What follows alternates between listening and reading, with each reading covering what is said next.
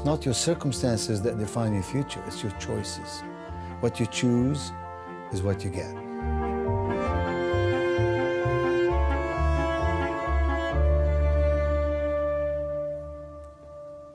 You know, life is about turning points, and the first turning point in my life was when my father died. I was 6 years of age.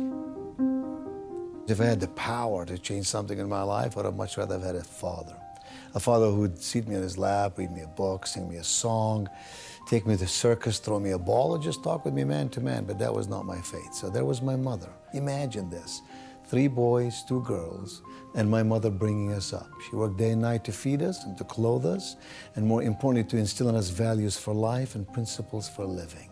She'd say things like this: if you want to be a great person, you must first walk side by side and hand in hand with great people.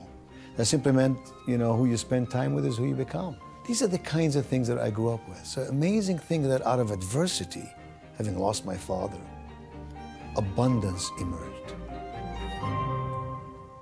When I was 17, my mother encouraged me to come to the United States to study. She wanted me to do well in life. I had $50, and I knew a few words of English, and I ended up in a small school in eastern North Carolina. It was called Mount Olive Junior College. How grateful I am for that school that admitted me, and that gave me a chance to do something with my life. And I was determined that if I'm to live in America and to have a successful career, that I must evolve and develop and grow my communication skills. And at the heart of that was knowing how to speak the language in a fluent, fluid, and flowing manner.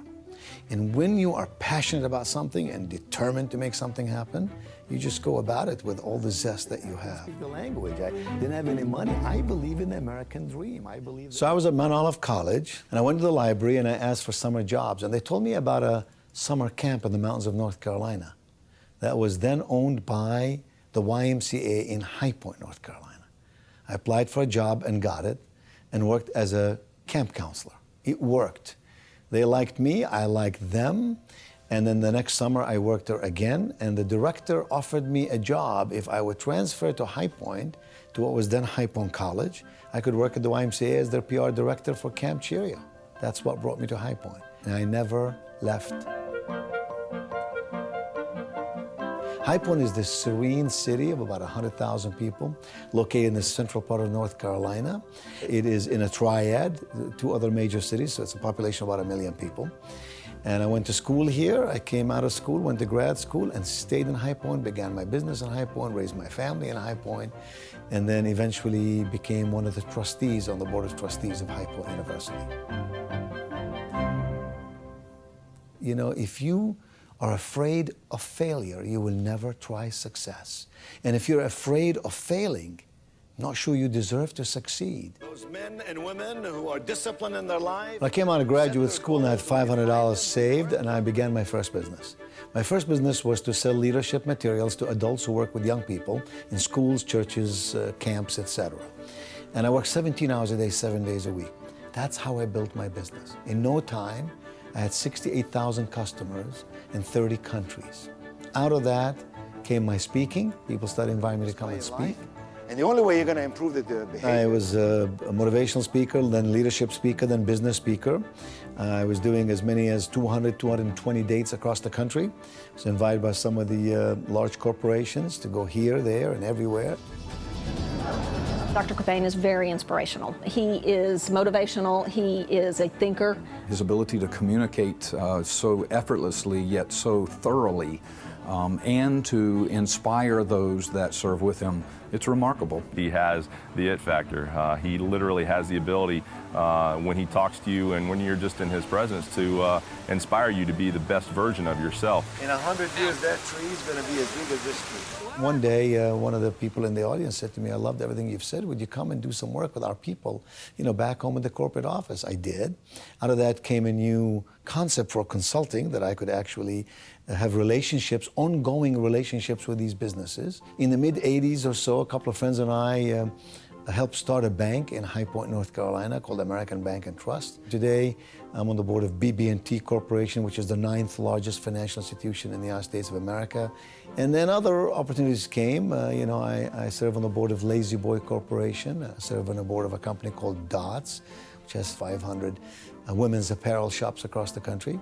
And then, of course, I'm chairman of a company called Great Harvest Bread Company, which has 224 stores in 42 states in the nation. In America, there are many, many opportunities. And for me, it's just been a joy to find one after the other and to do well in everyone, to give your very best to everyone. And I found that as long as you focus on rendering value, not on generating income, the doors of opportunities open up in ample supply. He was a student here when it was High Point College many years ago, and he is sort of like our local hometown young man that grew up and went off and did something great and now has come back to our community to continue to do great things right here in High Point by leading this university. Coming from the Middle East here as a young man and finding his way to such a respectable and honorable success, it's encouraging, inspiring, and young people want to be a part. I'm in the business here of planting seeds of greatness. In the minds, yes, but also in the hearts and souls of our students.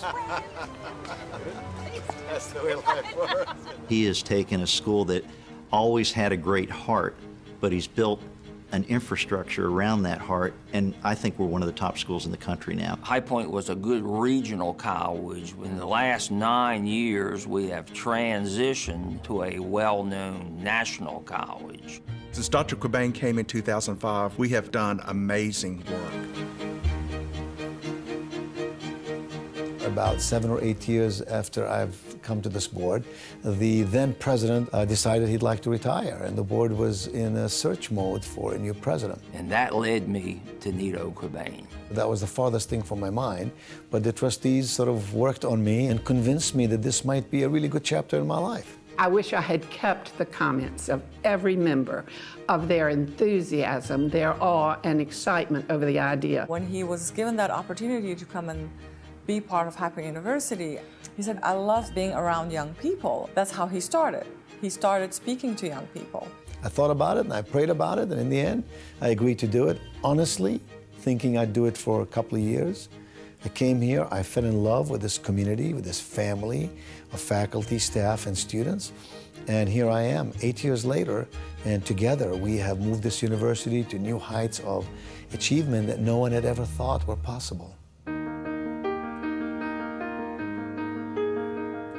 Everything I've done in my life has sort of prepared me for this.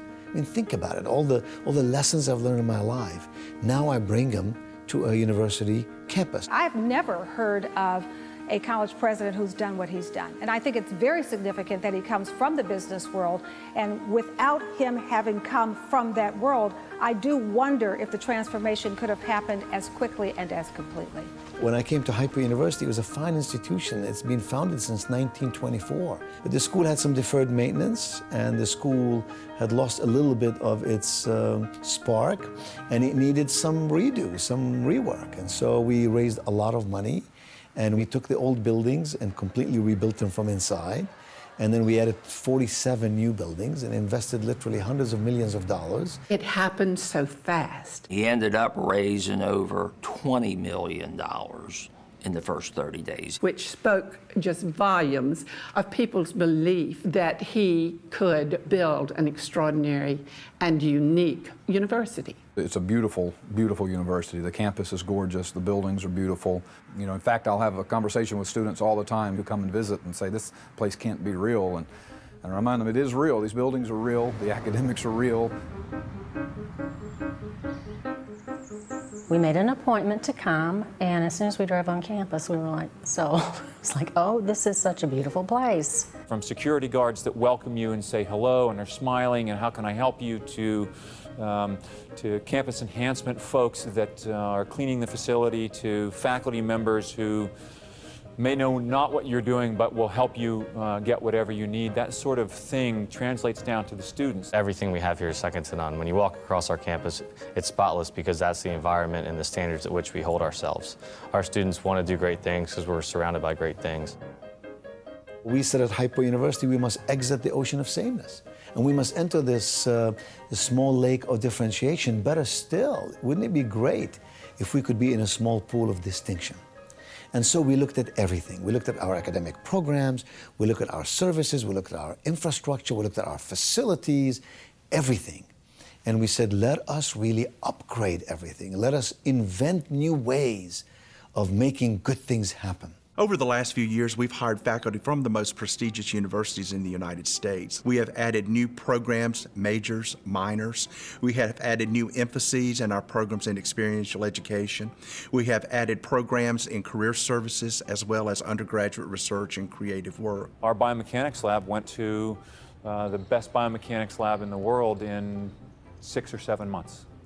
Academic institutions don't usually move that way. He allows us to go out and to come up with ideas and ways that we think that we can engage and motivate the students and to implement them, and most importantly, of course, put the financial resources behind these types of ideas. You know, I came in and within my first semester, I heard about something called the Think Big Grant, which is a grant that Dr. Qubein started for faculty members. And it's $50,000 a year up for grabs. He wants faculty to write grant proposals of big ideas, things that they want to do to increase student learning. Everything we did was focused on the student. We simply said, what can we do to ensure that every student at Hyper University receives an extraordinary education in an inspiring environment with caring people? It's not complicated. It's amazing what happens when you focus on the student. How can we invest our time in helping them to become truly extraordinary? One thing that is great about a High Point in a school like this is the individual attention that you will get. People will legitimately be invested in what you are going to do after you graduate. My relationships here with my professors are genuine. I feel like I could go up to them after class and meet with them in their office, which I have. They help you out with things greater than your homework assignments, really about, you know, what you want in your future, your career. There really is here a deep respect for that one-on-one faculty-student time. And so, you know, I've had meetings with the provost where 5 minutes before the meeting, a student showed up in my office.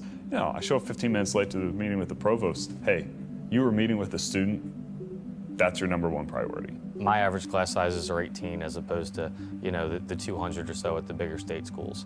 Obviously that helps you engage with your professors, but also encourages you to do your work and to learn the material so that you can participate and be active in classroom discussions. I feel like I'm not just there to get an education, but also to interact with my educator, who has also worked in the field and has been a professional and can really give me a lot of life advice outside of the classroom, outside of our syllabus. When you consider what we have done at High Point University, it looks like a miracle. I mean, in 7 short years, we tripled the size of the school, we quadrupled the acreage of the school, and everything else was triple, quadruple in every area. At the same time, we made the infrastructure so much stronger, we elevated all the academic standards, and all of this at a time when we involved and engaged people in a way that says, together, we can march onwards and upwards in remarkable ways. But when you grow an organization, it becomes more complex. And so you have to realign the way that you do what you do. But the amazing thing is, the harder you work, the more challenges you deal with, the stronger you become. Challenges are a good thing. You'll see the tourists come through and they're excited that they got to come to High Point University and see this university that everyone is talking about. Our visitors were coming here in large, large numbers. This was a huge compliment to what we were doing here. We began to realize that the world is paying attention to what we're doing and they're liking what we're doing. Students at High Point University are sending thousands of dollars to help families recovering from Superstorm Sandy. Tonight, after weeks of fundraising. When you make the choice to attend High Point University, you're making the choice to actually be extraordinary. This university is inspiring. When you walk on this campus, you feel like you're required to be at your best. On our campus, you'll see choose to be extraordinary. That is more than just some type of a motto. That is a culture. It's a feeling and it's a belief, and it starts with Dr. Qubein at the top. The way he treats and interacts with our students, the way he treats us as employees, we come to work every day inspired to make a difference. Just like the investments the president has made and the board of directors, so do the students that go here and so do the staff. It's really rare to find that everyone genuinely believes in the mission of a school. Dr. Qubein talks about planting seeds of greatness, not only in the minds of our students, but in their hearts and their souls. He has led everyone here to model great values for our students, to tell them they can do it that they can be successful and live a life of significance and to give to others. Well, he's always shared a spirit of service, of giving back, and he's passing that on here to students and faculty by being a good example. You know, when you're working with young people, you shouldn't just teach them values. You should be focused on modeling values. Because here we say it's about values-based living. It's a culture of caring, it's a culture of generosity, it's a culture of fellowship. And the campus has been engineered and re-engineered over the past several years to make sure that students find opportunities to serve others, to give, to enjoy fellowship with one another, and to use every moment they have to learn and to grow as a human being. Learning oozes from every angle of this campus. For example, the statues are intended to remind you of the greatest thinkers of our time. We have quotations in the ground. They're not there for beauty. They're intended to inspire you. So we have many, many unique elements on this campus. Every one of them has a purpose. I want to live in a continuum of learning. That's what values mean. It also means those ingredients that profoundly influence the person you become, like your character, your reputation, and your dealings with other people. High Point University got together today to get a haircut of a different sort to help people who have lost their hair to cancer. You know, a lot of schools talk about a holistic approach towards education, but few schools that I know of put such an emphasis in it, teaching them how to become responsible citizens, how to grow as a productive member of society, everything from the President's Seminar to the steakhouse to teach them proper etiquette for eating, to teach them the values of generosity, of giving back, of service. It really sets it apart as a unique place. In my 3 years here, the service learning aspect of the school has really grown and really developed into something that's, again, really ingrained into our community. Service learning is a particular approach to education in which you're taking a classroom environment and you're trying to connect it with service out in the community. And the goal is that whatever students are learning in the classroom helps them be better servant leaders out in the community, and what they're doing out in the community helps them understand the classroom material better. Today, students have to compete on a global platform. And that means they have to be prepared for those platforms. And that means you can't just go to the classroom and study the content. You must apply the content. You must have experiential learning. You have to do it. The reason that you go to college is to prepare yourself for life. The old Chinese proverb says, I hear and I forget. I see, I may remember. I do, I understand. They send you to college to come out both trained in skill and educated for life. And so at High Point University, we really believe that, and we work really, really hard at that. What we're hearing from employers is they don't want people who can take good tests that can be given a list of 15 things to do and then check them off like they're little boxes. They want people that are imaginative and creative and critical thinkers who understand the world, who know what it's like to interact in a diverse environment, who are comfortable in different settings. That's really hard to do just in the classroom. We're very excited about our new Center for Student Excellence. What we're creating there is an environment where students are able to link classroom learning to real-world context.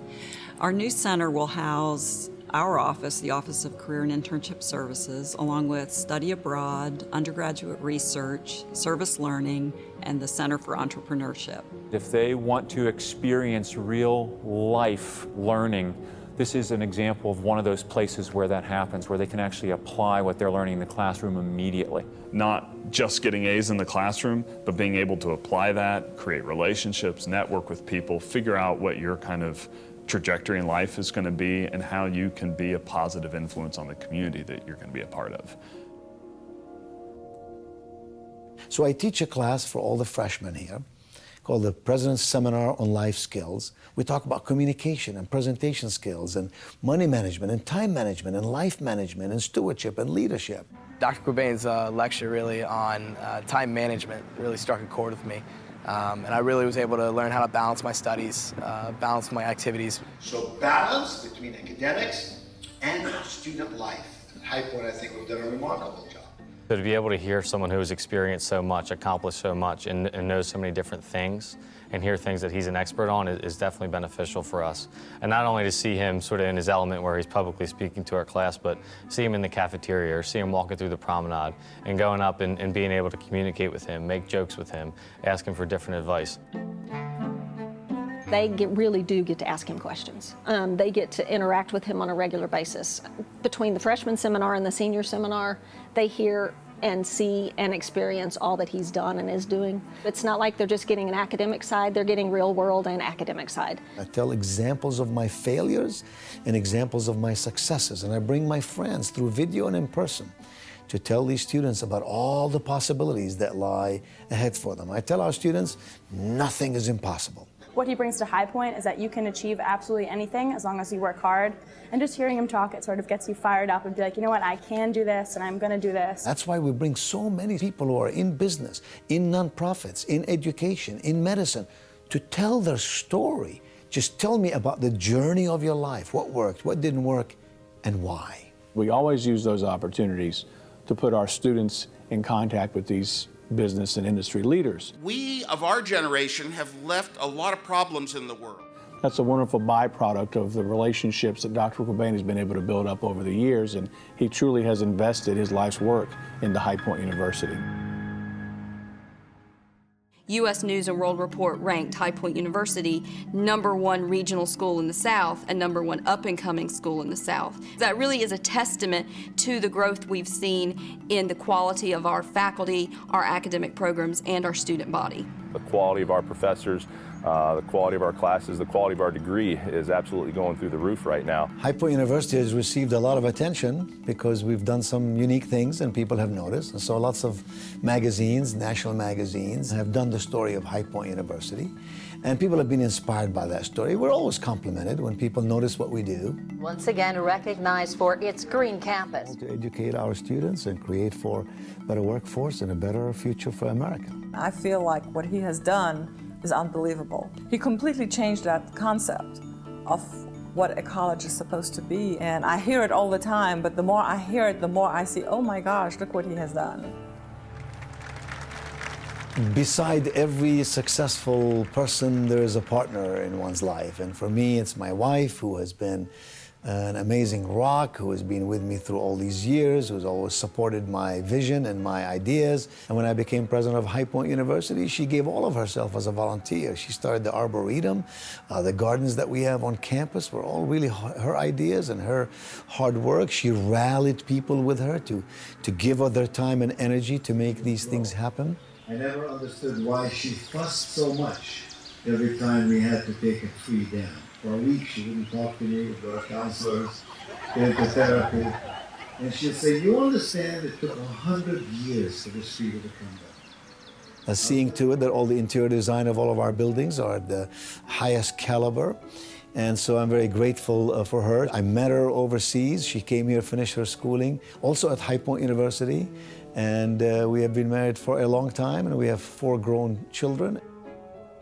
I am such a blessed man to have a treasure of a family that believes in me and loves me and supports me. And we as a family believe that we should reach out beyond our home to help other people and to be servant leaders. We have 4 children, and 3 of them came to school here. 2 of them did their MBAs here, and 1 did his undergraduate degree in the communication school. They wanted to be involved, even though they had chances to go elsewhere for their MBAs.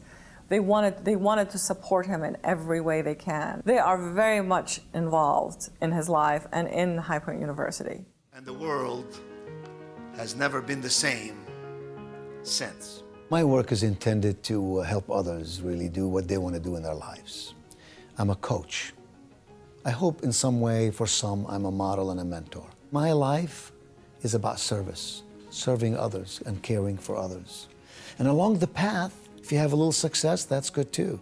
It's easier to help others when you are successful and when you have resources, whatever they may be. Each of us can do amazing things because each of us is created for a purpose. And when our purpose helps your purpose, we're one. We're a family.